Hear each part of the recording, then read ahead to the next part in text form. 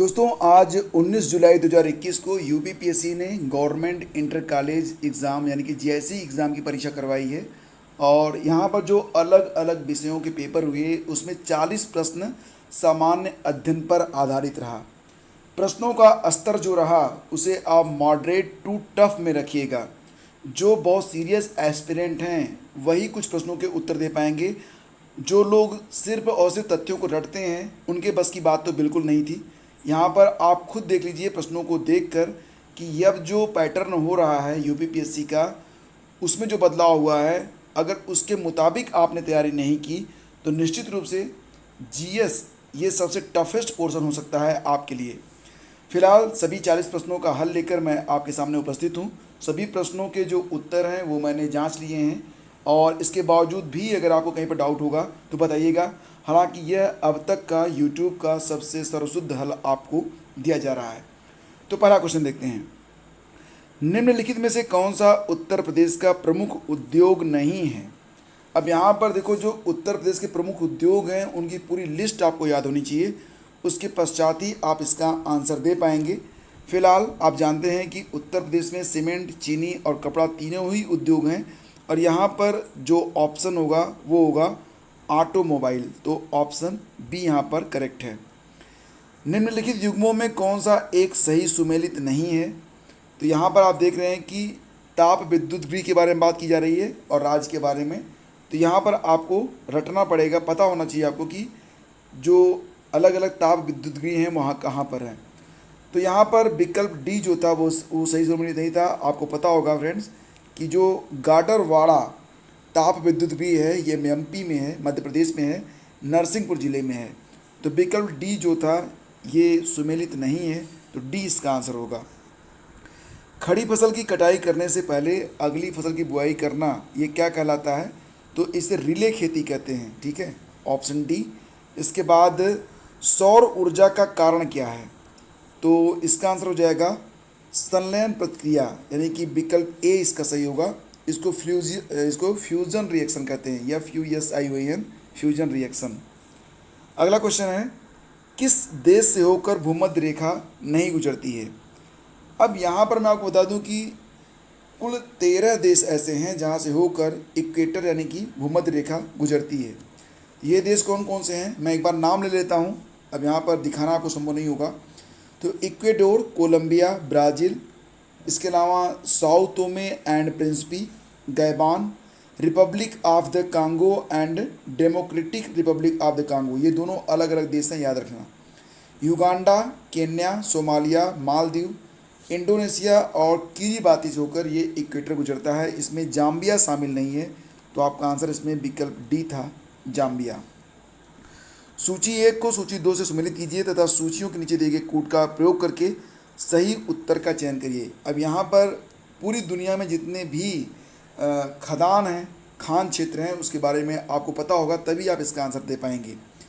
तो जैसे कि लॉ अयस्क, ये इटाबिरा ब्राज़ील से संबंधित है, तो इटाबिरा यानी कि विकल्प डी इसका यहाँ पर हो जाएगा।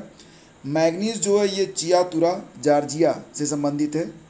चियातुरा ये कहाँ पर है? ये जॉर्जिया में है। और तांबे की जो तांबा जो खनिज है इसके लिए जो खदान क्षेत्र है वो क्या है?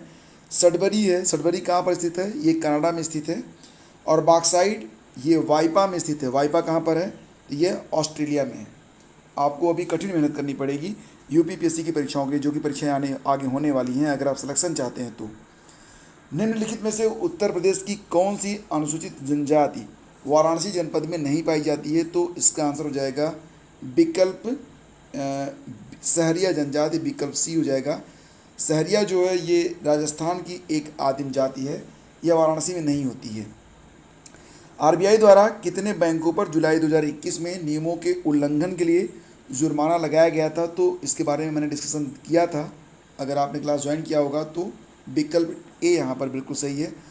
करंट तो भाई यहाँ पर 2016 तक के करंट पूछे गए हैं, ठीक है, मतलब 1-2 साल नहीं, 4-4 साल पुराने करंट पूछे गए हैं, आगे आप देखोगे। भारतीय राष्ट्रीय कांग्रेस में सम्मिलित होने के लिए सुभाष चंद्र बोस को किसने प्रेरित किया था? तो इसका आंसर आसान था, चित्तरंजन दास और MK गांधी। तो विकल्प डी इसका सही था। मौलिक कर्तव्यों को भारतीय संविधान में 42वें संविधान संशोधन अधिनियम 1976 द्वारा निम्नलिखित की सिफारिशों के अनुसार जोड़ा गया था? तो आंसर इसका पता है आपको, स्वर्ण सिंह समिति। सभी प्रश्न बहुत टफ नहीं थे, लेकिन मॉडरेट लेवल के तो थे ही, और जो लोग सिर्फ तुक्का मारने के भरोसे गए थे तो उनके लिए मुश्किल है। निम्नलिखित में से कौन सा एक उत्तर प्रदेश का लोक नृत्य है? उत्तर प्रदेश का। अब यहाँ पर देखो, मैं आपको बता दूँ, सिग्मो जो है ये गोवा से संबंधित है। इसके अलावा घोड़े नामक कोई भी फॉक डांस नहीं होता है। घोड़े मोदनी नामक एक फॉक डांस होता है जो कि गोवा से ही संबंधित है। काला घोड़ा अगर यहाँ पर होता तो इसका उत्तर हो जाता महाराष्ट्र, लेकिन यहाँ पर घोड़े दिया गया है, और घोड़े और मोदनी ये दोनों मिला के एक ही होते हैं, तो ये गोवा से संबंधित हैं। जैता जो है ये उत्तर प्रदेश से संबंधित है, तो आपका उत्तर यहाँ पर विकल्प डी होगा। शब्दों के विषम युग्म को चुनिए, तो यहाँ पर विकल्प डी सही होगा, क्योंकि यहाँ पर मृत्यु के बाद रोग, अंगूर जब खराब हो जाता है तो शराब, दूध जब फटता है उसके बाद मक्खन। लेकिन पानी और ऑक्सीजन ये दोनों अलग अलग चीज़ें हैं। पानी खराब होने पर ऑक्सीजन नहीं बनता है, पानी का एक पार्ट है ऑक्सीजन। वह कौन सा प्रथम मुगल बादशाह था जो अंग्रेजों का पेंशन भोगी बना? तो यह था शाह आलम द्वितीय। विकल्प बी इसका यहाँ पर सही है। अगला क्वेश्चन पूछा गया था कि पारिस्थितिकी तंत्र की अवधारणा पहली बार किसने दी थी? तो इसका आंसर था A.G. टांसले के द्वारा। ये प्रश्न मैंने आपको कई बार बताया था, आपको याद होगा। जो लोग डेली टॉप 50 MCQs को हल कर रहे हैं उनको बहुत सारे प्रश्न यहाँ पर मिल रहे होंगे। निम्नलिखित गुप्तकालीन मंदिरों में कौन सा उत्तर प्रदेश में स्थित है? देखो प्रश्न क्या है, गुप्तकालीन मंदिरों में कौन सा उत्तर प्रदेश में अवस्थित है? तो इसका आंसर हो जाएगा देवगढ़ का दशावतार मंदिर। ये गुप्तकालीन मंदिर है, ठीक है, देवगढ़ का दशावतार मंदिर। और विलुप्त संख्या ज्ञात करिए, तो यहाँ पर आगे बढ़ते हैं। हड़प्पीपुरा स्थल बनावली किस नदी पर स्थित है? बनावली जो है ये किस नदी पर स्थित है? तो यह घग्गर नदी हरियाणा में स्थित है। विकल्प बी इसका सही था। और भारत में म्यूचुअल फंड को किस संस्था के द्वारा विनियमित किया जाता है? तो इसका उत्तर हो जाएगा सेबी के द्वारा, ऑप्शन बी। बाणभट्ट ने हर्षरित में किस मौर्यकालीन शासक का उल्लेख किया है? तो इसका आंसर है ऑप्शन बी, यानी कि बृहद्रथ। और निम्नलिखित में से किस क्षेत्र में मोटे अनाज वाली फसलें उगाई जाती हैं? तो इसका आंसर हो जाएगा यहाँ पर, देखो जलमग्न क्षेत्रों में तो नहीं होता है ये ना। मोटे अनाज मतलब जैसे कि मक्का हो गया, ज्वार हो गया, बाजरा हो गया, तो जहाँ पर बारिश कम होती है, यानी कि ऊंचाई वाले जो क्षेत्र होते हैं, यहाँ पर अगर पानी लगा तो फसल गई। ये तो आपका भी अनुभव होगा। और असमानता वायरस वैश्विक रिपोर्ट 2021 किसके द्वारा प्रकाशित की गई थी? तो ये ऑक्सफैम इंटरनेशनल ने प्रकाशित की थी। विकल्प ए इसका आपका सही है। कौन सा एक भारत निर्माण योजना का संगठक नहीं है? भारत निर्माण योजना का संगठक कौन सा एक नहीं है? तो ग्रामीण उद्योग नहीं है, बाकी ग्रामीण सड़कें और ग्रामीण विद्युतीकरण और ग्रामीण पेयजल आपूर्ति सभी हैं। आपका उत्तर विकल्प सी है। उत्तर प्रदेश में मयूर संरक्षण केंद्र निम्नलिखित में से किस स्थान या जनपद में स्थित है? तो ये वृंदावन में स्थापित किया गया था। ये 2016 में स्थापित किया गया था। तो आप देखिए कि 2016 के भी प्रश्न पूछे गए थे। विकल्प 20 का सही उत्तर है मथुरा।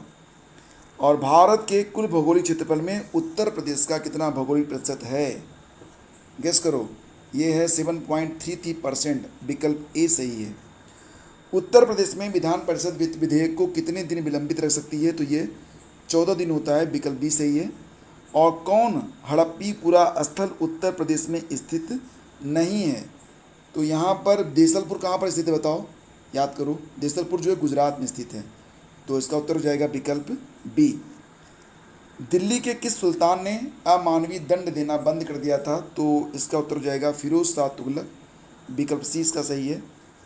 उसके बाद आया था कि बैंकों में उपभोक्ता सेवाओं में सुधार का सुझाव देने के लिए किस समिति का गठन किया गया था? तो यह समिति थी गोयपुरिया समिति। और गोयपुरिया समिति जो थी ये कब बनी थी? तो ये 1990 में बनी थी, ठीक है। कब? 1990 में। तो विकल्प सी इसका सही था। युग्मों में कौन सा एक सही सुमेलित नहीं है? अब राज्यों के बारे में बात की जा रही है कि राज्य और राज्यसभा में सीटों की संख्या। तो देखो यहाँ पर छत्तीसगढ़ में सीटों की संख्या 5 है, हिमाचल प्रदेश में 3 है, उत्तर प्रदेश में कितनी है? 31 है। लेकिन असम में कितनी है? असम में जो सीटें हैं ये कुल 7 हैं।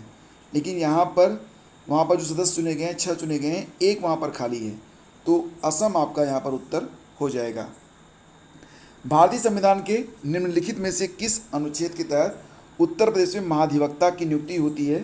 तो यह है अनुच्छेद 168, ये सही है। और निम्नलिखित में से किस राज्य के नीति निर्देशक तत्वों का कौन सा अनुच्छेद राज्य को निर्देशित करता है कि वे उद्योगों के प्रबंधन में कामगारों की सहभागिता सुनिश्चित करें? तो इसका आंसर हो जाएगा विकल्प ए, 43A के अंतर्गत उद्योगों के प्रबंधन में कामगारों की सहभागिता सुनिश्चित करने की बात कही गई है। कौन सी फसल लवण सहिष्णु नहीं है, मतलब साल्ट टॉलरेंट?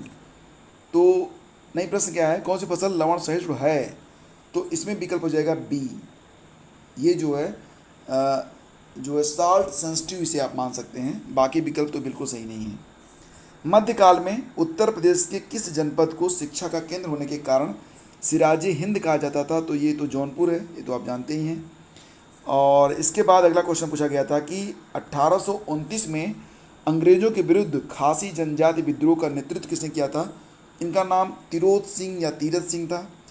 क्यों हुआ था यह विद्रोह? क्योंकि यहाँ पर जो खासी जनजाति के लोग थे उनको इनकी मर्जी के खिलाफ सड़कों के निर्माण में लगाया जा रहा था, तो इसके लिए विरोध किया गया था। तिरोत सिंह इसका आंसर हो जाएगा। प्रधानमंत्री फसल बीमा योजना कब शुरू की गई थी? याद करो। और ये शुरुआत हुई थी 13 जनवरी 2016 में, तो विकल्प सी सही है। 12वें वित्त आयोग का अध्यक्ष कौन था? अब ये प्रश्न काफ़ी पुराना हो गया है। वर्तमान में 15वें वित्त आयोग के अध्यक्ष के बारे में प्रश्न पूछा जा रहा है, लेकिन यहाँ पर प्रश्न 12वें वित्त आयोग के बारे में है, जिसका उत्तर है ऑप्शन बी, सी रंगराजन। अच्छा, ये बताओ कि 13वां वित्त आयोग जो था उसके अध्यक्ष कौन थे? डॉक्टर विजय केलकर थे। कन्नौज पर महमूद गजनवी के आक्रमण के समय वहाँ का शासक कौन था? बहुत सारे लोग गेस किए होंगे आनंदपाल, गलत है। सही होगा राज्यपाल, विकल्प ए। और राज्यपाल उससे लड़ा नहीं था, सीधे सीधे उसने समर्पण कर दिया था। ठीक है।